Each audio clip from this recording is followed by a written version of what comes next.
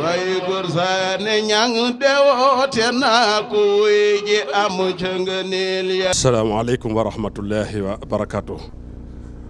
mbokki jullit yi, mbokki taalib yi, ñu ngi leen di nuyu ci turu Serigne Abdourahmane Niang mi nga xam ne mooy xalifab Serigne Mouhamadou Lamine Bara Niang. mi ngi leen di nuyu di jiital ci nuyoo bi Serigne Mountakha Mbacké di ñaan yàlla yàggal ko fi sa dolli kàttan gi ak wér gi ci eggale daal yëpp. di am mbégte mu rëy moo xam ne da koo am ci ay bokkam yoo xam ne dañ ko tuddee ak gàmm goo xam ne si ñu ngi ko tuddee Serigne Ndiogou Mati Niang mooy ci njaboot ak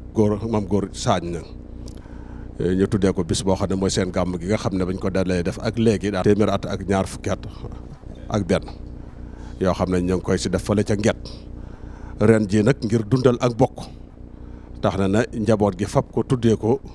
njaboot ak Ndiogou Mati Niang. Ndiogou Mati Niang nag ku ko xam na mooy bokkam ñëpp mooy mbokkam Serigne Touba ku dut Maam Mor Jaara mi nga xam ne mook Serigne Touba ñoo bokk lépp Ndiogou Mati Niang moo la gën a jege Serigne Touba ci yoonu murit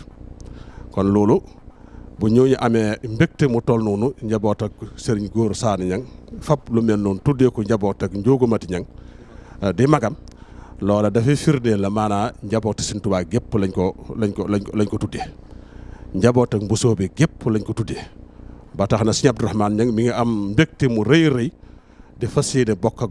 lii mbégte mi boole mbokk yëpp moo tax mi ngi koy yëgal Serigne Mountakha Mbacké mi nga xam ne mooy xalifa bi nga xam ne moom dafa yàlla teg ci yoonu murit bi waaye di ko yëgal it Serigne Cheikh Serigne Abdou Khadre mi nga xam ne mooy kilifa Serigne Cheikh Serigne Fallou Serigne Aboum Serigne Fallou mi nga xam ne mooy xalifa Serigne Fallou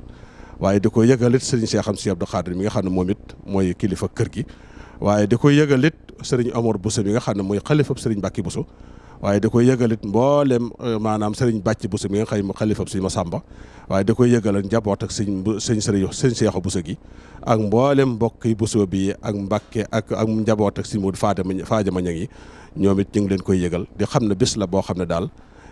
bokk yëpp la ko fas yéene bokkal ndax dara waral lu ko sababu ko lu dundal ak bokk ak defar ak mbokk moom rek lañ ci jublu sa buñ mbokk gi moom ko na xam ne ñëpp benn la moo tax na daal mi ngi am mbégte lool di koy yëgal Mbacké Mbusoobe Afe ñëpp daal mi ngi leen koy yëgal ci bis boobu nga xam ne la 11 lay doon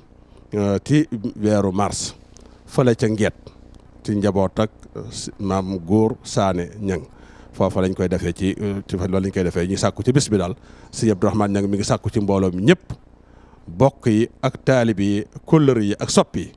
na bis boobu rek am ndax bis mënu koo féete kaw ci ak dundam moo tax mi ngi sàkku ci ñëpp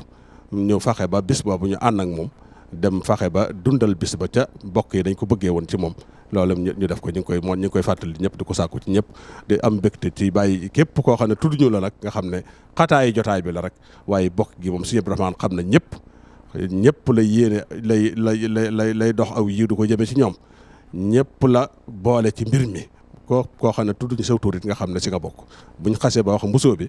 mooy njabooti Serigne Mbusoobe gépp Serigne Mbusoobe mi nga xam ne mooy xalifa bi Serigne Mbusoobe Bangaaj mi nga xam ne mooy xalifa bi Serigne Mbusoobe moom it ku na xam ne moom it kenn du dem